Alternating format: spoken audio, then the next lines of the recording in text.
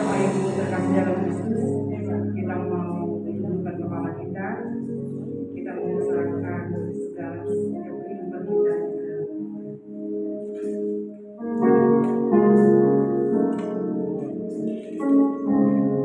Sebab semua orang yang dipilihnya dari semula, mereka juga ditentukannya dari semula untuk menjadi serupa dengan gambar anaknya, supaya ia anaknya itu menjadi yang sulung di antara banyak saudara.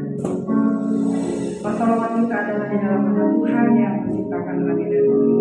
Kasih karunia dan damai sejahtera dari Allah Bapa dan Tuhan kita Yesus Kristus menyertai kita sekalian. Amin.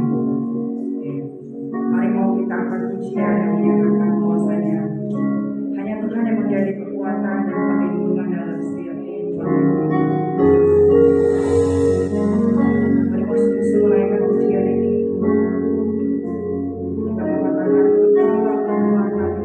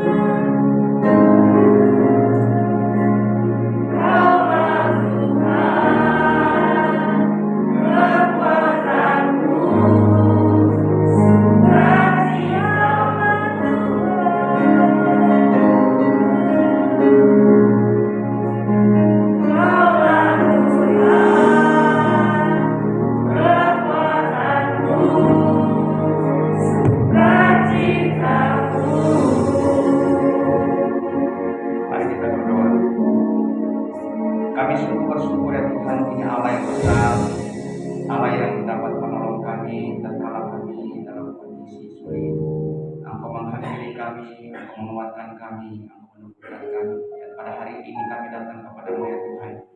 Sebagai manusia yang berdosa kami sadar, oleh karena itu Tuhan, Engkau sucikan dan kuduskan kami, layakkan kami untuk masuk lebih dalam lagi di dalam ibadah kami pada pagi hari ini, sehingga hati kami hanya tertuju kepada Tuhan.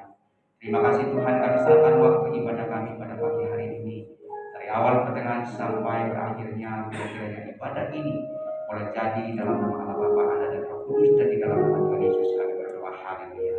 Amin. Bersama dengan segala percaya selalu tempat selawat, mari kita mengakui iman percaya kita dengan berkata demikian.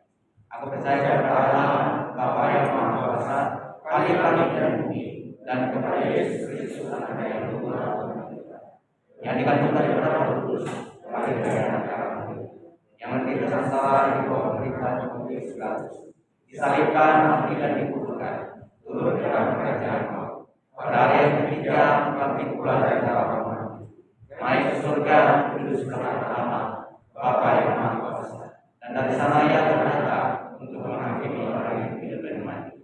Aku percaya kepada Roh Kudus, gereja yang kudus dan aman, persekutuan Roh Kudus, pengampunan dosa, kebangkitan tubuh, dan hidup kekal. Amin. Silakan itu.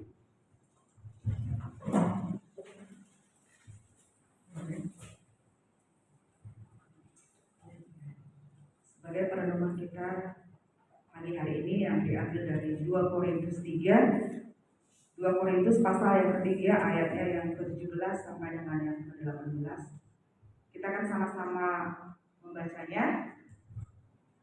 3:21, 2 Korintus 3 ayatnya yang ke-17 sampai dengan ke-18. 3:21, sebab Tuhan adalah roh, dan di mana ada roh Allah, di situ ada kemuliaan. Dan kita semua mencerminkan kemuliaan Tuhan dengan muka yang tidak tersembunyi. Dan karena kemuliaan itu datangnya dari Tuhan yang adalah roh, maka kita diubah menjadi serupa dengan gambarnya dalam kemuliaan yang semakin besar. Amin. Shalom. Ya. Saudara percaya bahwa kasih Tuhan itu tidak pernah berkesudahan dalam kehidupan kita? Ya, mari kita mau sama-sama memuji nama Tuhan. Kita mau katakan kasih Allah tak pernah berkesudahan, selalu bagus setiap hari. Ya, mari kita bertepuk tangan untuk kemuliaan Tuhan.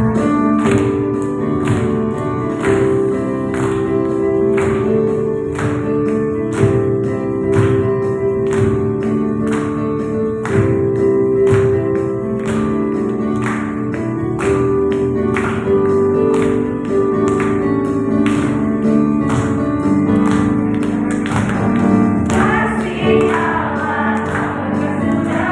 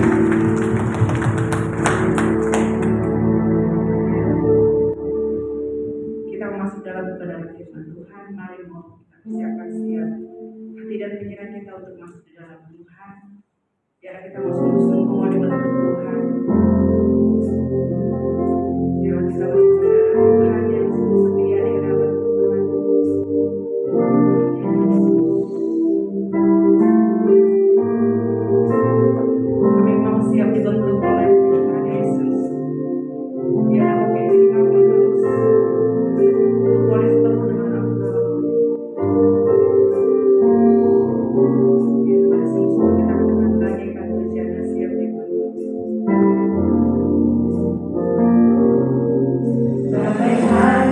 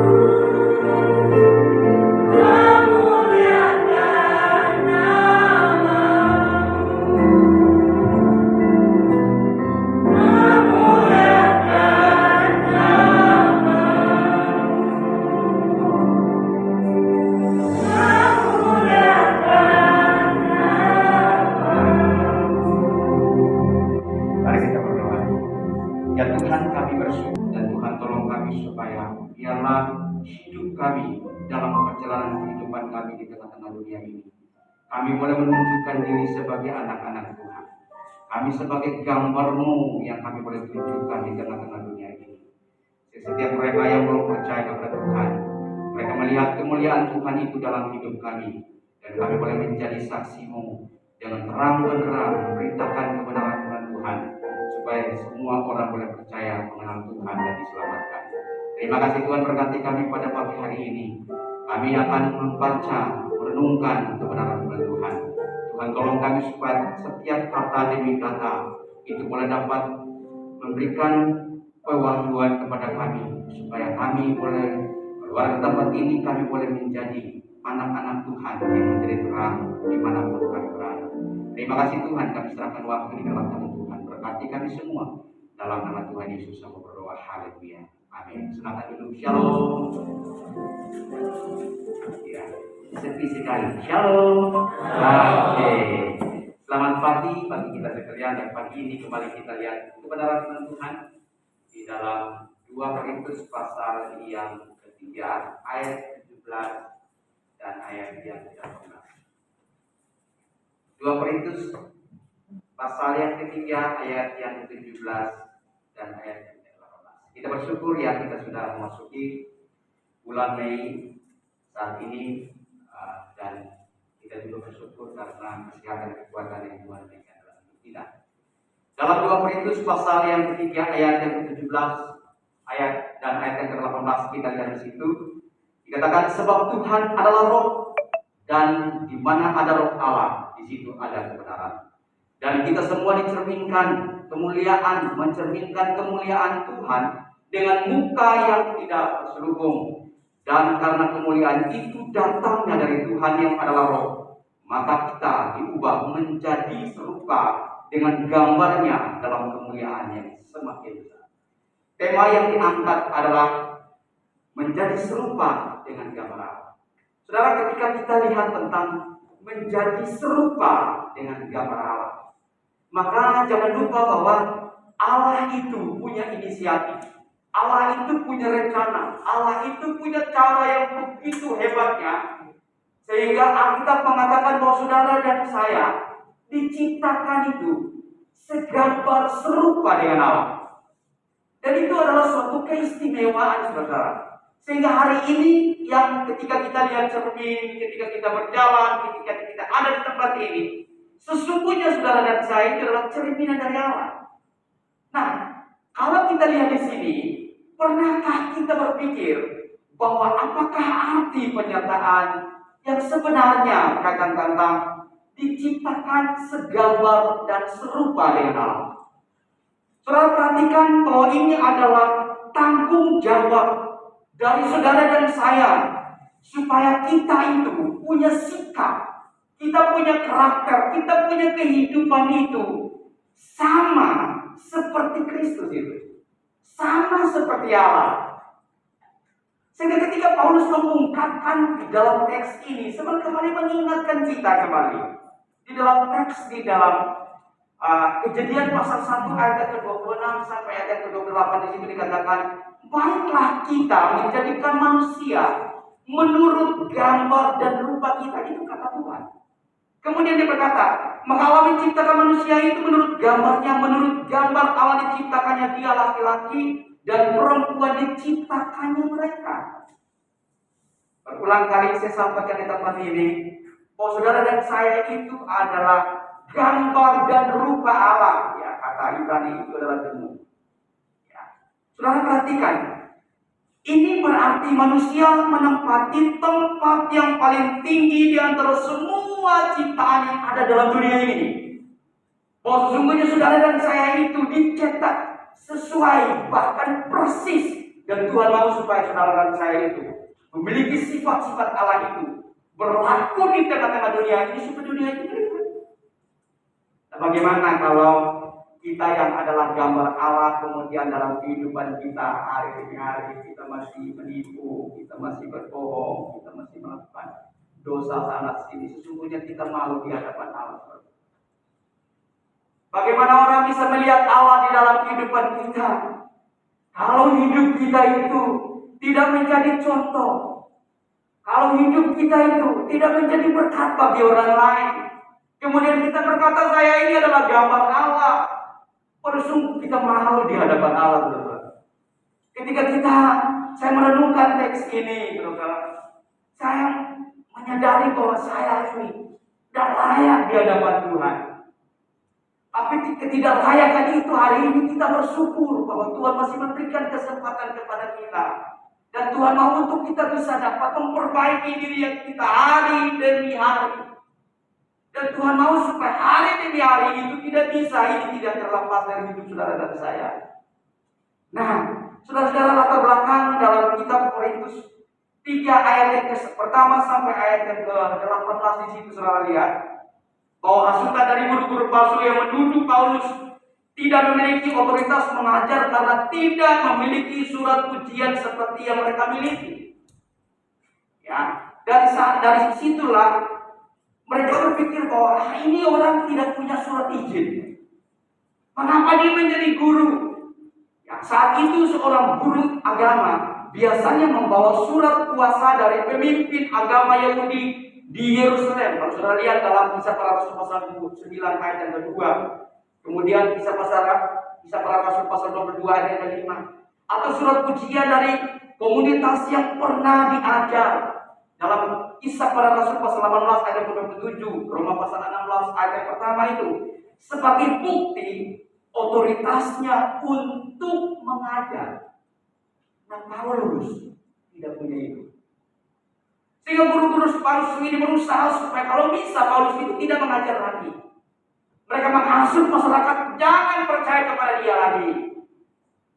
Dan di dalam tulisan inilah Paulus membela keabsahan pelayanannya melalui dua cara. Yang pertama itu adalah ia memiliki surat ujian Kristus yang ditulis Roh Allah dalam hati jemaat Korintus itu. Kalau saudara baca di dalam ayat pertama, engkaulah surat Kristus yang terbuka yang dibaca oleh banyak orang. Keabsahan itulah yang dijelaskan Paulus kepada guru-guru palsu itu bahwa lihat mereka hari ini tampil beda. Kenapa? Karena ada Roh Allah dalam hidup mereka itu, sehingga mereka tampil beda. Nah, itu yang Paulus maksudkan di situ. Bahwa pembelaan Paulus itu berupa perubahan hidup yang terlihat dan dapat disaksikan oleh semua orang, jauh lebih unggul daripada surat ujian dari guru-guru palsu yang ditulis dengan tinta di atas lemah batu yang mati. Yang kedua, Paulus berkata begini, dia menunjukkan bahwa pengajarannya lebih unggul daripada pengajaran guru-guru palsu yang mengharuskan orang percaya menjalankan seluruh peraturan Taurat Musa untuk memperoleh keselamatan. Guru-guru palsu itu berkata, kalau engkau tidak melakukan hukum Taurat, engkau tidak selamat.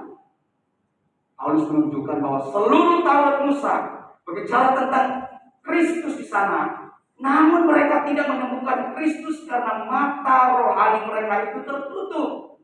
Oleh apa? Oleh selaput itu, oleh selubung itu.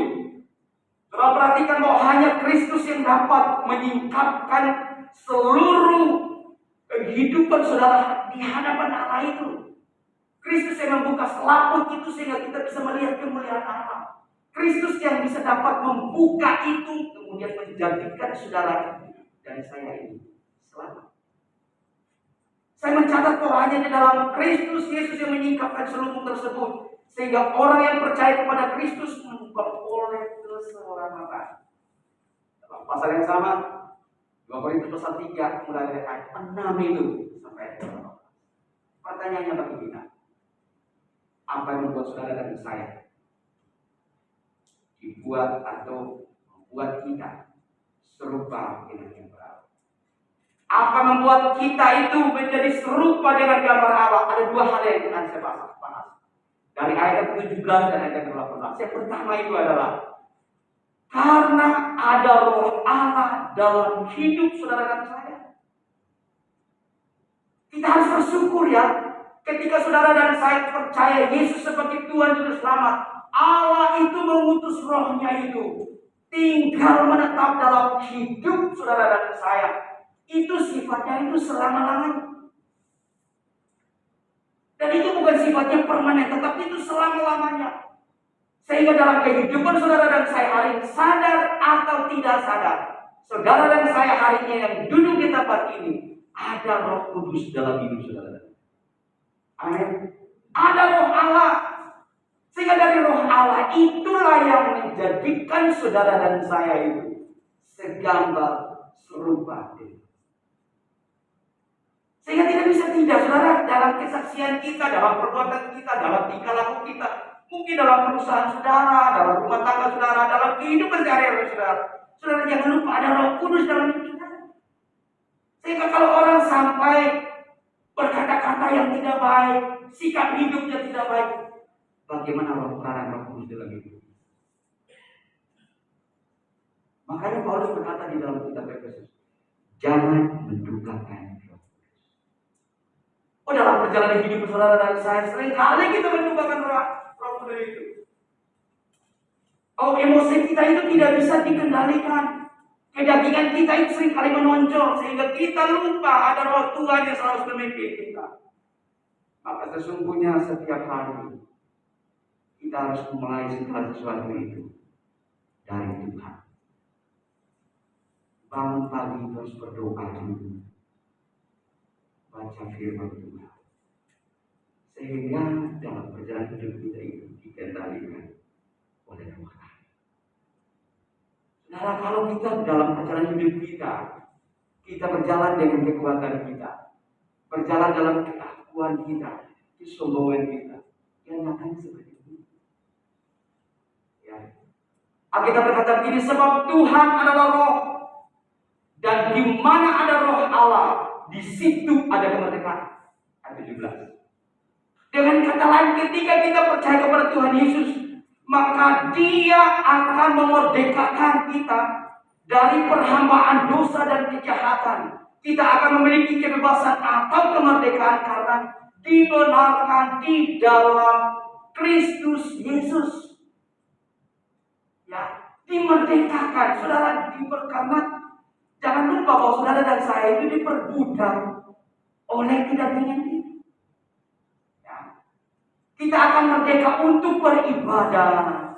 Kita akan merdeka untuk memuji, menyembah, memberikan persembahan untuk pekerjaan Tuhan dengan baik, bahkan lebih baik. Kalau kita sadar hal itu. Ya. Apa hubungan antara membebaskan atau memerdekakan dan mengubah? Apa hubungannya?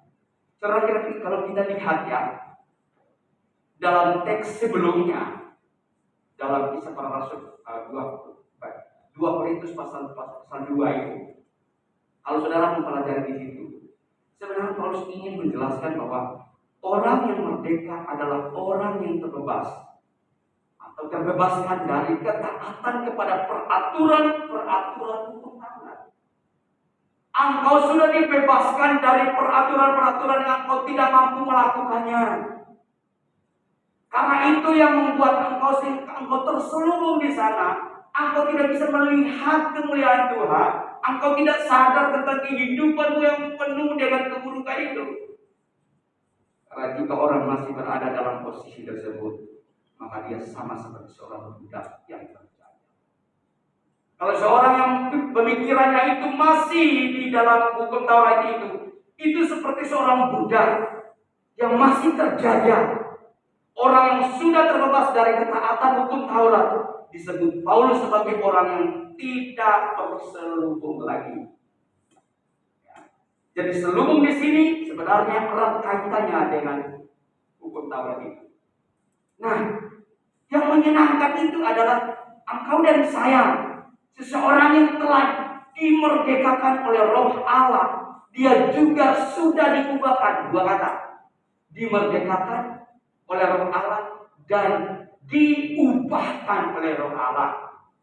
Wow, itu menarik sekali, saudara. Ya. Oh, kita hari ini sudah memperoleh kemerdekaan itu.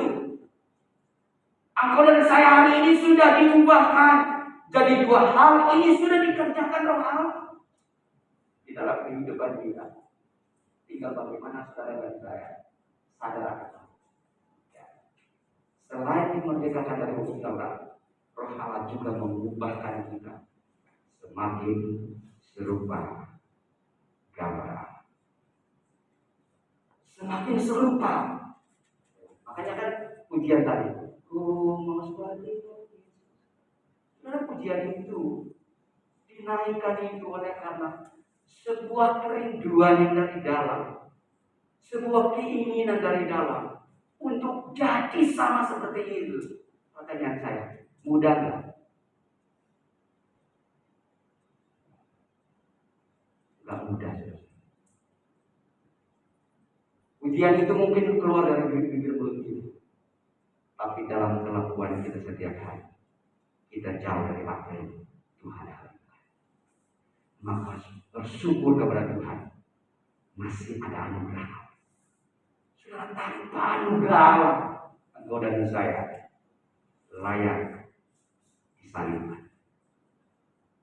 Karena kita tidak layak bagi hadapan Allah. Maka hari ini yang Tuhan lakukan, Tuhan selalu lihat Yesusnya yang sempurna, bukan lihat saudara dan saya. Kalau Tuhan lihat saudara dan saya, yang Tuhan lakukan itu adalah hukuman. Tapi hari ini kita bersyukur dengan adanya kematian Kristus di atas kayu salib itu, selalu dan senantiasa Allah melihat anaknya, putra sulungnya itu. Yesus Kristus adalah korban yang sempurna, yang menghapus segala dosa dan pelanggaran kita. Dan kita harus bersyukur untuk hal itu. Hal kedua yang terakhir adalah apa yang membuat kita menjadi serupa segambar. Yang kedua adalah ayat 18. Karena kita telah memperoleh kemuliaan Kristus dalam hidup. Kita telah memperoleh, artinya Tuhan itu sudah memberikan kemuliaan itu dalam hidup saudara dan saya. Kitab Yesaya berkata, karena engkau itu berharga bagiku dan mulia, maka aku ini mengasihimu. Yesaya pasal 43 ayat 4. Karena engkau itu berharga bagi Tuhan dan mulia, maka Tuhan itu mengasihimu. Maka dari situ kita boleh sadar, keselamatan itu bukan upaya kita, tapi itu dikerjakan itu. Karena kasih karunia. Teks yang kita baca dan kita semua mencerminkan kemuliaan Tuhan dengan muka yang tidak berselubung, dan karena kemuliaan itu datangnya dari Tuhan yang adalah Roh, maka kita diubah menjadi serupa dengan gambarnya dalam kemuliaan yang semakin besar. Wow, menarik.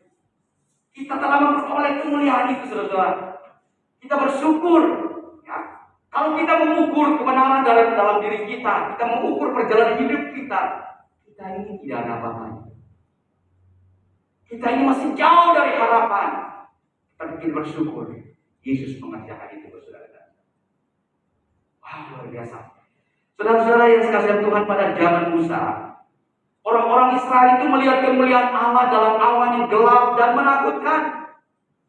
Tuhan berkata kepada bangsa itu, besok aku akan menampakkan diri. Berkata kepada Musa, sampaikan kepada bangsa itu, besok aku akan menampakkan diri di gunung Sinai itu. Suruh mereka untuk cuci pakaian mereka dan hidup benar di hadapan Allah. Aku akan menampakkan diri. Pada saat Tuhan menampakkan diri, akhir mereka semua guntur. Gunung itu goyang. Dan bangsa itu ketakutan dan hampir mereka mati. Dan mereka berkata, biarkan Musa saja yang berkata kepada kami. Kami takut dan kami pasti mati. Tetapi syukur kepada Tuhan atas kehendaknya. Musa itu bertatap muka dan berbicara dengan Allah. Saudara, Musa pada saat turun dari gunung Sinai itu, mukanya itu bercahaya. Sampai silau itu, bangsa itu sampai tidak bisa melihat muka Musa itu. Mereka sampai Musa itu harus tutup wajahnya. Tapi itu kan sifatnya sementara. Kalau sementara itu saja bangsa itu sampai melihat wow gitu. Tapi hari ini saudara dan saya telah melihat dan mengalami kemuliaan Tuhan itu seumur hidupmu, karena Kristus Yesus telah menyucikan, menguduskan engkau dan saya. Amin. Sehingga hari ini kita bersyukur untuk hari itu. Nah, Paulus menarik kesimpulan dari apa yang telah dikatakan mengenai perjanjian lama itu. Di dalam perjanjian baru, bahwa para pelayan Injil harus benar-benar terus terang dalam memberitakan firman Allah itu. Sehingga saya tidak pernah mencari cerita-cerita, karena Alkitab ini penuh dengan kebenaran yang begitu hebat. Setiap kali saya baca berulang-ulang, saya menelaah dan saya minta hikmat Tuhan supaya mimbar ini dipakai untuk memberitakan kebenaran, bukan cerita-cerita dan sanksi. Itu membuat saya kuat sampai hari ini. Saya banyak kritik dari sana sini, saya tetap tenang karena saya bersama dengan Yesus. Orang mengkritik saya silahkan, orang mempersalahkan saya silahkan, tapi selama saya bersama dengan Kristus, saya tidak gentar untuk memberitakan kebenaran. Saya tidak akan pernah takut untuk hal itu, karena saya dipanggil untuk memberitakan kebenaran. Saudara yang dikasihi Tuhan, karena Injil merupakan tata peraturan yang lebih jelas daripada hukum Taurat. Hal-hal yang berkenaan dengan Allah disingkapkan di dalam perjanjian baru, tidak dalam perlambangan atau bayangan. Yesus sudah datang menggenapi akan perjanjian lama, dan hari ini perjanjian lama itu sebagai bayangan. Tapi hari ini saudara dan saya menjadi orang-orang perjanjian baru, sesungguhnya harus hidup segambar serupa dengan Allah.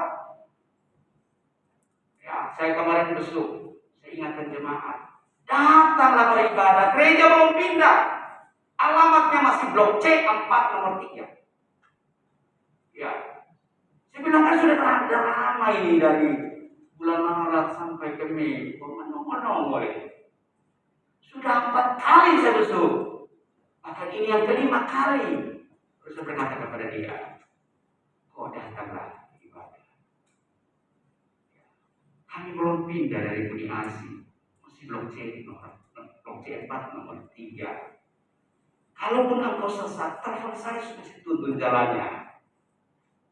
Itu karena betapa saya mengasihi pribadi dan saudara dan semua di tempat ini. Saya mengasihi saudara, sehingga saya peduli untuk besuk, mendoakan.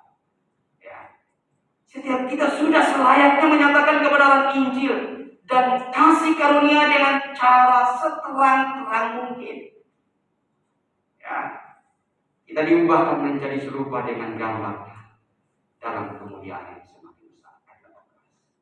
Orang Kristen seharusnya lebih lagi menghargai akan hal itu, memanfaatkan hak istimewa ini. Kita harus memiliki pengetahuan berdasarkan pengalaman tentang kuasa Injil yang mengubahkan itu, yang dikerjakan oleh Roh Allah yang menjadikan kita serupa dengan gambar Allah.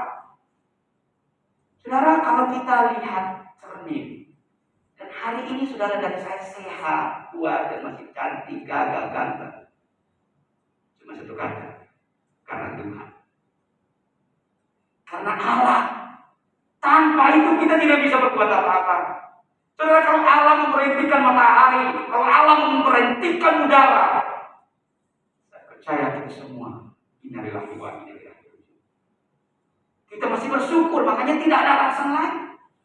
Hari ini anak kita mungkin berkata, udah saya ikut online aja, tak apa-apa, yang penting ikuti.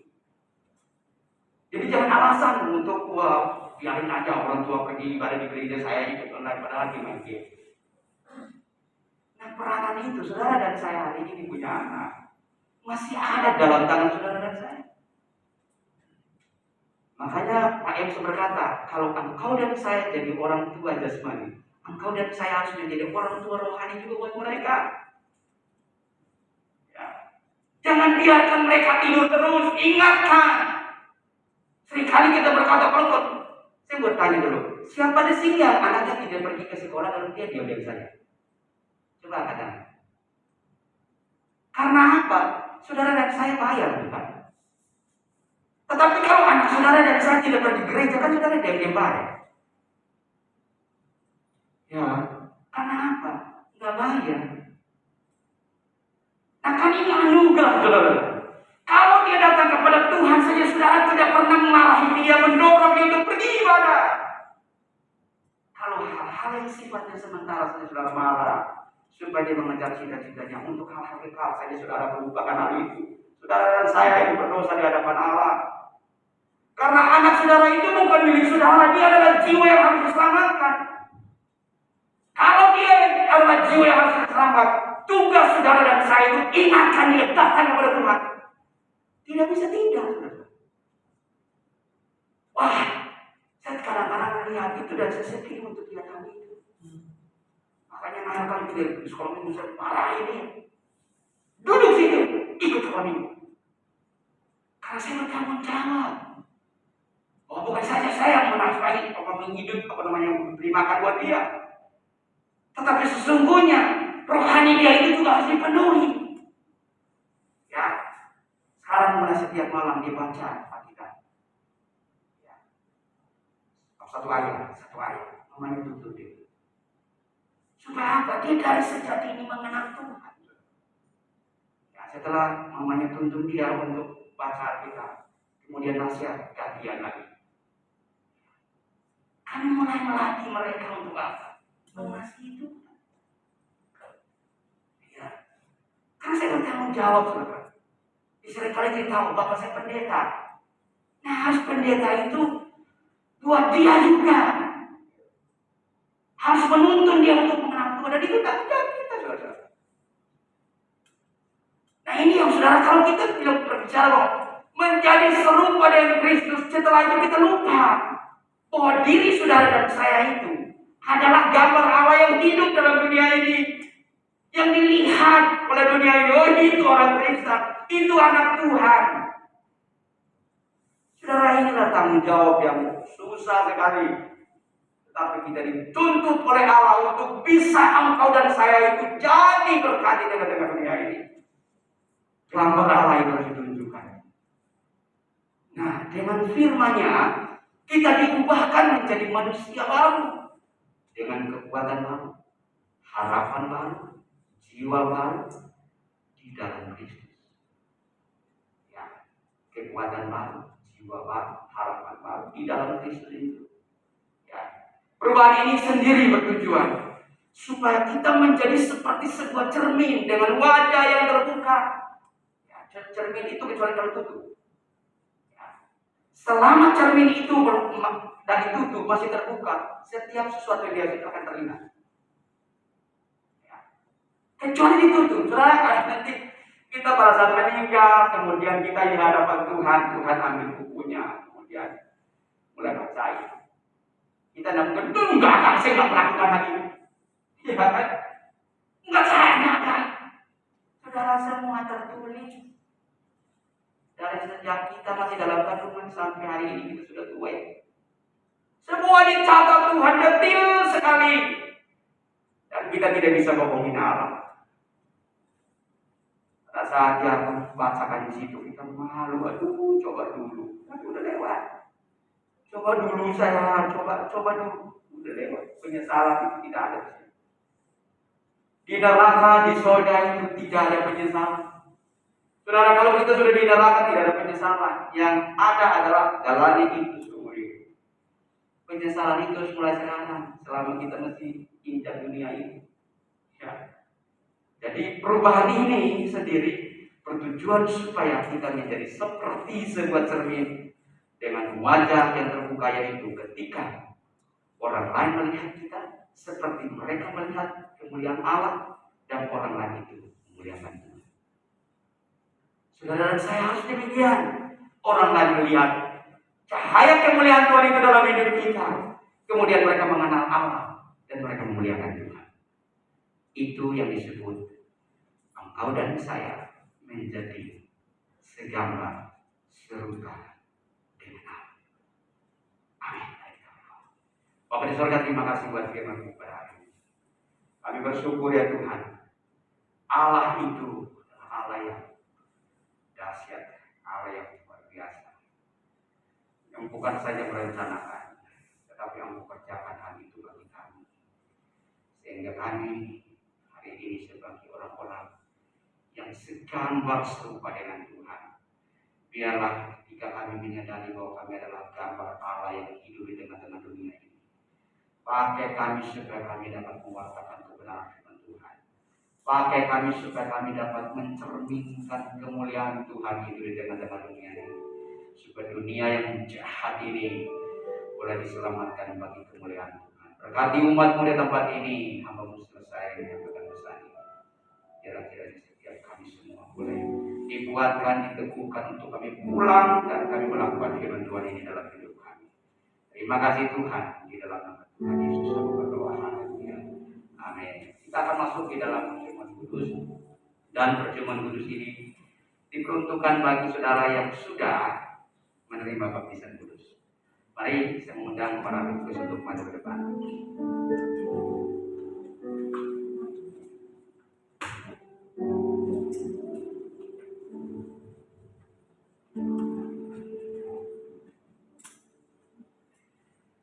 Saudara yang sekasihan Tuhan, mari kita tundukkan kepala kita berdoa sekali lagi untuk setiap elemen yang ada di hadapan kita. Berupa roti dan anggur adalah lambang tubuh Tuhan dan lambang darah Tuhan Yesus. Bapa, di dalam nama Tuhan Yesus, di hadapan kami ada roti yang adalah lambang tubuh Tuhan Yesus. Demikian juga anggur adalah lambang darah Tuhan Yesus. Yang ketika kami akan mengambil dan kami makan, Tuhan sucikan, kuduskan untuk bisa menjadi bagian terpenting di dalam hidup kami, untuk mengajarkan kami satu hal, yaitu Yesus mati dan Yesus hidup bagi kami. Terima kasih Tuhan, di dalam nama Tuhan Yesus kami berdoa. Haleluya. Amin. Bapak Ibu saudara-saudara yang saya kasihi dalam Tuhan, Tuhan Yesus pada malam waktu yang diserahkan, Dia mengambil roti,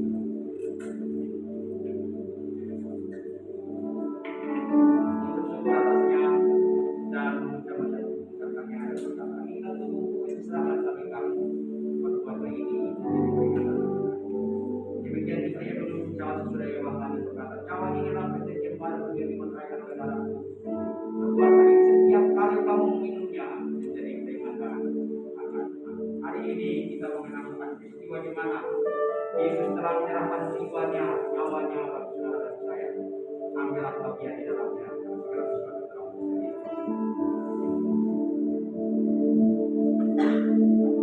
salibnya, salibnya.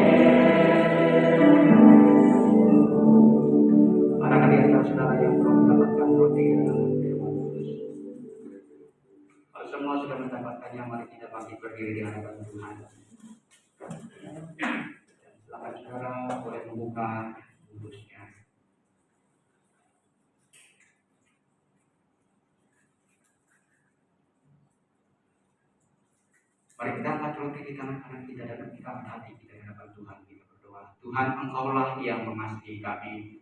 Dengan cara-Mu yang ajaib, Engkau telah datang mengambil manusia dan mengorbankan diri-Mu bagi kami. tanda kasih-Mu itu, dan di mana Engkau menghapus setiap dosa dan pelanggaran kami. Hari ini di tangan kanan kami, roti yang adalah lambang tubuh Tuhan Yesus.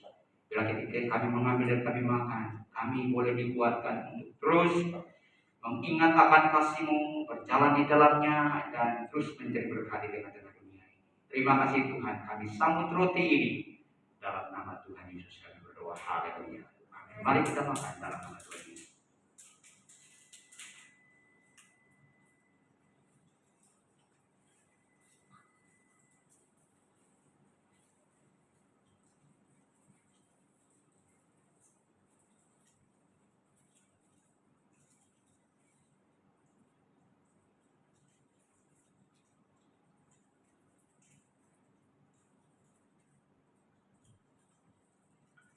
Mari kita angkat cawan di tangan kanan kita. Kita arahkan hati kita kepada Tuhan, yang adalah Allah yang sungguh mengasihi kita, yang telah mencurahkan darahnya. Hari ini, anggur ini adalah lambang darah Tuhan Yesus. Bila kiranya ketika kami mengambil dan minum, menyucikan, menguduskan setiap dosa-dosa pelanggaran kami. Kami bersyukur, kami berterima kasih kepada-Mu, dan kami sambut anggur ini. Dalam nama Tuhan Yesus kami berdoa. Haleluya. Amin. Mari kita minum dalam nama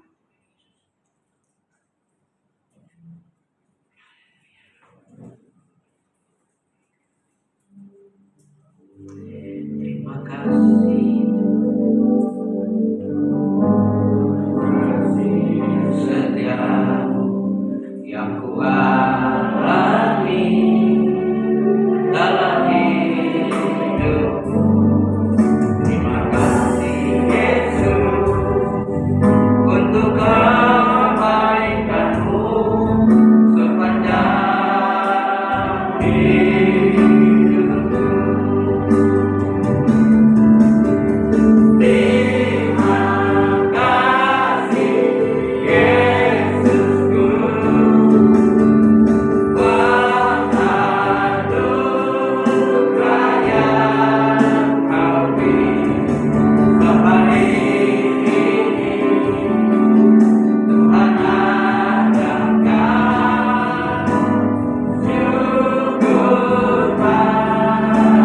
Terima kasih Tuhan. Terima kasih Yesusku, buat anugerah yang Kau beri sehari ini. Tuhan adakan syukur bagi. Syukur bagi-Mu Tuhan. Syukur bagi, syukur bagi-Mu Tuhan. Syukur bagi-Mu.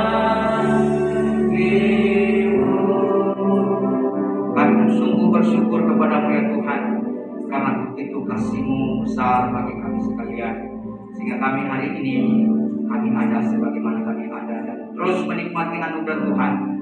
Engkau terus memberkati hidup kami, memimpin kami, mengajar kami untuk kami boleh menjadi berkat di tengah-tengah dunia ini. Terima kasih Tuhan. Di dalam nama Tuhan Yesus kami berdoa. Haleluya. Amin. Silakan duduk.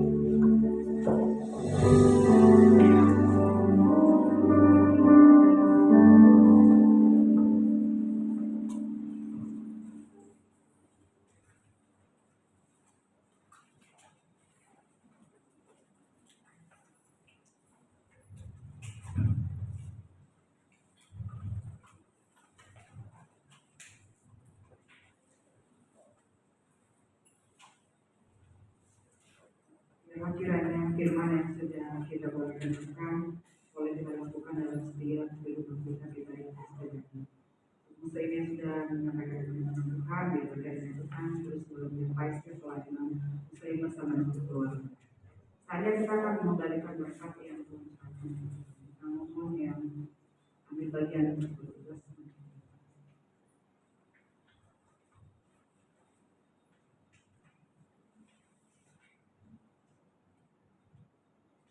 Mari kita berdoa. Tuhan, sungguh kami mengucap syukur untuk setiap kebaikan, bahkan setiap anugerah yang Tuhan curahkan dalam kehidupan kami. Kau terus boleh membimbing dan menyertai setiap langkah kami dimanapun kami berada. Bahkan kami sungguh pagi hari ini bersyukur Tuhan untuk setiap kasih setia Tuhan juga yang Tuhan curahkan dalam kehidupan kami. Dan saat ini Tuhan kami datang kehadapan Tuhan untuk boleh bersyukur untuk setiap berkat yang Tuhan curahkan dalam kehidupan kami. Biarlah kami Tuhan boleh memberikan apa yang menjadi milik Tuhan kepada biarlah kami memberi dengan ucapan penuh dengan hati yang sungguh. Terpuji Tuhan Yesus dan Tuhan Yesus kami berdoa dan mengucap syukur haleluya. Amin. Mari kita sama-sama pujian katakan betapa dan biasa betapa baiknya Tuhan itu.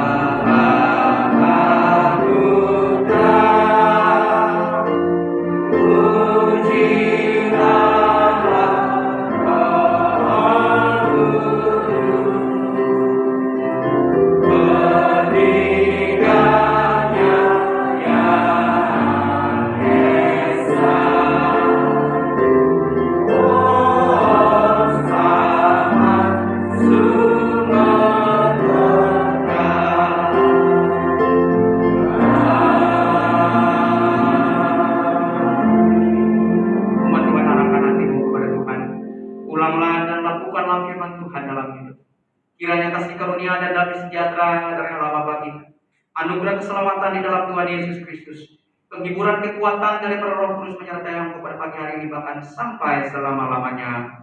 Amin.